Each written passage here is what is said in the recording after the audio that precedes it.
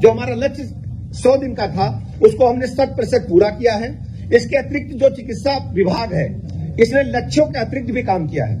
लक्ष्य के अतिरिक्त लक्ष्य तो ये हमारा डेवलपमेंट को लेकर था, इंफ्रास्ट्रक्चर को लेकर था। हमारा लक्ष्य पूरे प्रदेश में जो भी पीड़ित मरीज है वो हमारे लिए भगवान है। हम उनकी सेवा भगवान की तरह करेंगे अस्पताल परिसरों में।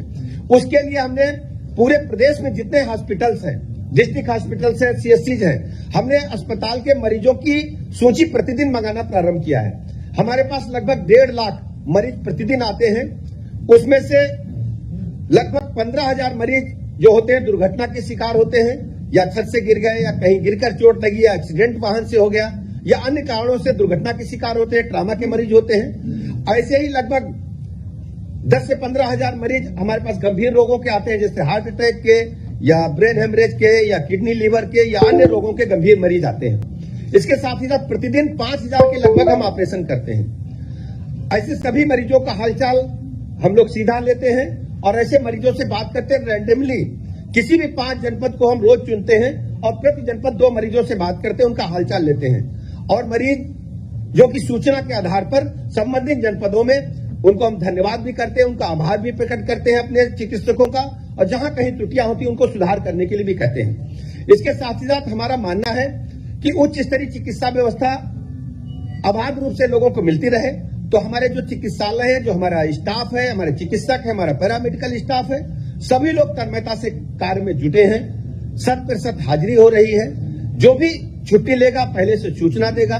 और इसके साथ ही साथ जो चिकित्सा शिक्षा विभाग है उसके बारे में भी आपको जानकारी देना चाहूंगा। हमारे पास माननीय मुख्यमंत्री जी ने तय किया था कि सभी जनपदों में एक जनपद एक मेडिकल कॉलेज योजना को हम लागू करेंगे। हमारे पास 16 जनपद ऐसे बचे थे जहां पर मेडिकल कॉलेज की स्थापना के लिए कार्य प्रारंभ नहीं हो पाया था, पत्रावली का भी कार्य प्रारंभ नहीं हो पाया था। तो ऐसे 2 जनपदों में हमने इन 100 दिनों में पीपीपी मोड पर तय कर दिया है। इसके अलावा जो 14 जनपद बचे हैं उन पर भी प्रक्रिया जारी है, शीघ्र ही हम आपके समक्ष आएंगे।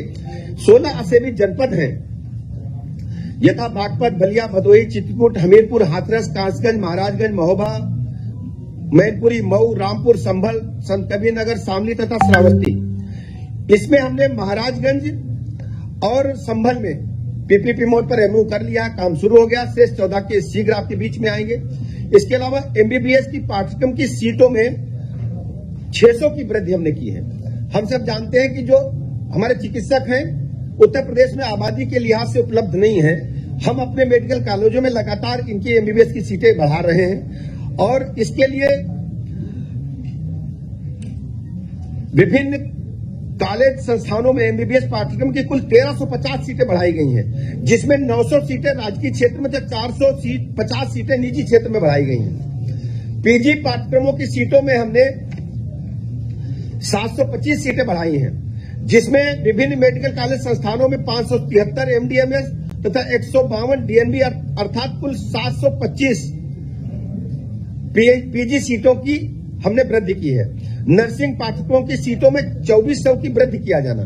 जो हमारी नर्सिंग स्टाफ है उनकी भी बड़ी संख्या में कमी है, तो हम वहां भी सीटें बढ़ा रहे हैं। इसमें निर्धारित लक्ष्य के सापेक्ष विभिन्न नर्सिंग संस्थानों में संचालित नर्सिंग पाठ्यक्रमों में कुल 7,000 सीटों की वृद्धि हुई है। कुल 7,000 नर्सिंग की सीटें हम लोगों ने प्रदेश में इन 100 दिनों में बढ़ाई है। पैरामेडिकल पाठ्यक्रमों की सीटों में वृद्धि किया जाना। निर्धारित लक्ष्य के सापेक्ष प्रदेश के विभिन्न मेडिकल कॉलेज संस्थानों में पैरामेडिकल पाठ्यक्रमों की सीटों में 2000 की वृद्धि हमने की है। विभाग के अंतर्गत कम से कम 5000 पदों पर रोजगार का सृजन किया जाना। निर्धारित लक्ष्य के सापेक्ष प्रदेश के विभिन्न मेडिकल कॉलेज संस्थानों में कुल 36,171 पदों का सृजन किया जा चुका है। विभिन्न मेडिकल कॉलेज संस्थानों में 36,171 पदों का सृजन इन 100 दिनों में किया है और जिनके सापेक्ष 3007 पदों पर भर्ती की कार्रवाई पूर्ण करा ली गई है।